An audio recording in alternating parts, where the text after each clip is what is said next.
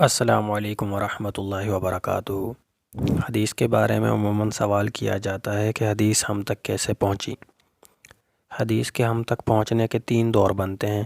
آج ہم پہلے دور کے بارے میں بات کریں گے۔ یہ دور آپ صلی اللہ علیہ وسلم کی حیات مبارکہ میں صحابہ کرام رضوان اللہ تعالی علیہم اجمعین کی زندگیوں سے وابستہ ہے۔ سب سے پہلے یہ بات جان لیجیے کہ صحابہ کرام آپ صلی اللہ علیہ وسلم پر جانیں نچھاور کرنے والے تھے۔ آپ صلی اللہ علیہ وسلم سے محبت کرتے تھے، اور اس محبت کا ثبوت عروہ بن مسعود جو بعد میں مسلمان ہو گئے تھے، حدیبیہ کے مقام پر جب اس نے آپ صلی اللہ علیہ وسلم کے ساتھ صحابہ کرام رضوان اللہ تعالی علیہم اجمعین کی محبت کا منظر دیکھا تو مکہ کے مشرکین کو جا کر بتایا کہ محمد صلی اللہ علیہ وسلم کے ساتھ ایسے جانثاروں کی ایک جماعت ہے کہ وہ وضو کرتے ہیں تو وضو کا استعمال شدہ پانی زمین پر نہیں گرنے دیا جاتا کہ وہ جانثار آگے بڑھ کر وہ پانی ہاتھوں پر لے کر اپنے چہروں پر اپنے سینے پر مل لیتے ہیں، اور آپ صلی اللہ علیہ وسلم لعاب ڈالنا چاہتے ہیں تو اس لعاب دہن کو بھی وہ جانثار زمین پر نہیں گرنے دیتے، اس کو ہاتھوں ہاتھ لیتے ہیں اور اپنے چہروں پر مل لیتے ہیں۔ تو اس عشق و محبت اور جانثاری کا بھی تقاضا تھا کہ صحابہ کرام رضوان اللہ تعالی علیہم اجمعین آپ صلی اللہ علیہ وسلم کے ہر عمل، ہر قول، ہر فعل کو اپنے لیے یاد رکھنا، اس کو محفوظ کرنا، دوسروں تک پہنچانا اور اس کو اپنی زندگی میں عملی طور پر لے کر آنا ایک سعادت سمجھتے تھے۔ اور دوسری وجہ یہ ہے کہ آپ صلی اللہ علیہ وسلم نے صحابہ کرام سے فرمایا تھا بلغوا انی ولو آیتن، کہ مجھ سے ایک لفظ یا ایک جملہ بھی سنو تو اس کو بھی آگے پہنچا دیا کرو۔ تو پہلا محرک وہ تھا عشق و محبت کہ محبوب کی ایک ایک ادا محب کے لیے جان سے پیاری ہوتی ہے، اور دوسرا آپ صلی اللہ علیہ وسلم کا یہ فرمانا کہ مجھ سے جو بھی سنو، جو بھی سیکھو، جو بھی دیکھو وہ آگے پہنچا دیا کرو۔ یہی وجہ ہے کہ صحابہ کرام آپ صلی اللہ علیہ وسلم کی حدیثوں کو، آپ کے فرامین کو، آپ کے عمل کو، آپ کیا کرتے تھے اس کو یاد رکھتے تھے اور اس پر خود عمل کرنے کی کوشش کیا کرتے تھے۔ صحابہ کرام نے آپ صلی اللہ علیہ وسلم کے قول، فعل، عمل کو 3 طریقوں سے محفوظ کیا تھا۔ ان میں پہلا طریقہ ہے عمل، جس کو تعامل کے لفظ سے بھی تعمیر کیا جاتا ہے، یعنی آپ صلی اللہ علیہ وسلم جو ارشاد فرماتے صحابہ اس پر عمل کیا کرتے تھے، جس طرح آپ کو عمل کرتے دیکھتے اس طرح عمل کیا کرتے تھے، جس طرح آپ فرماتے اس کو عمل کے اندر لے آتے تھے۔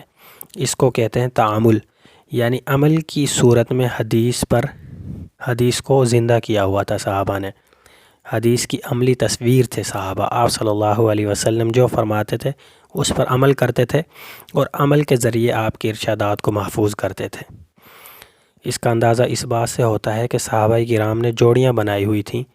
انصار مدینہ کے اندر چونکہ کھیتی باڑی کرتے تھے، تو ایک صحابی ایک دن کھیتی باڑی کرتا اور جو اس کا دوست ہوتا اس کو وہ کہتا کہ آج تم مدینہ کے اندر ٹھہرو، آپ صلی اللہ علیہ وسلم کی مجلس میں رکو، جو کچھ آپ صلی اللہ علیہ وسلم ارشاد فرمائیں یا جو قول عمل آپ صلی اللہ علیہ وسلم کا تمہیں ملے اس کو محفوظ کر لو، اور جب میں شام کو کام کر کے آؤں گا تو وہ مجھے بتا دیجیے گا۔ پھر اگلے دن دوسرے صحابی کام پر چلے جاتے اور پہلے والے آپ صلی اللہ علیہ وسلم کی مجلس میں بیٹھتے۔ حدیث کو محفوظ کرنے کا دوسرا طریقہ لکھنا تھا۔ لکھ کر صحابہ کرام نے آپ صلی اللہ علیہ وسلم کے فرامین کو محفوظ کیا۔ حضرت ابو ہریرہ رضی اللہ تعالیٰ عنہ فرماتے ہیں، ترمذی شریف کی 2666 نمبر 23666 666 یعنی 2666 2666 نمبر حدیث ہے۔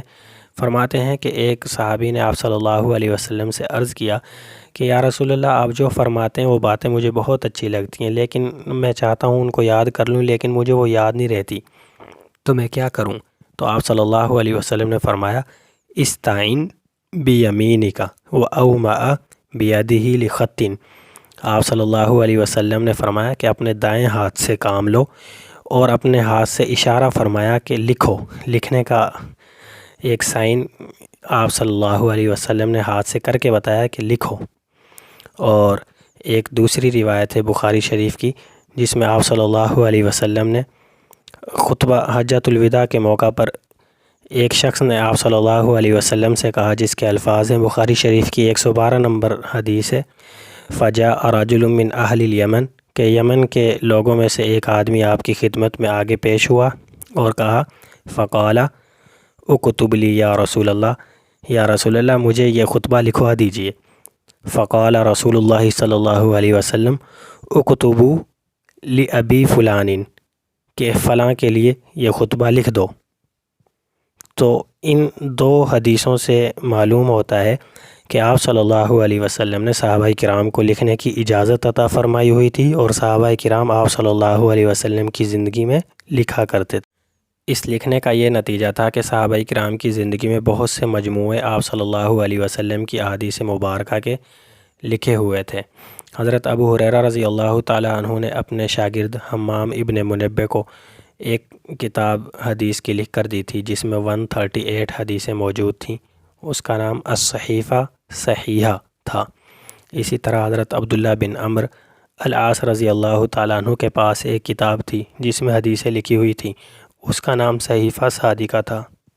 حضرت علی رضی اللہ تعالیٰ عنہ کے پاس بھی حدیثوں کا ایک مجموعہ تھا جس کو حضرت علی اپنی تلوار کے اندر لٹکا کر رکھا کرتے تھے۔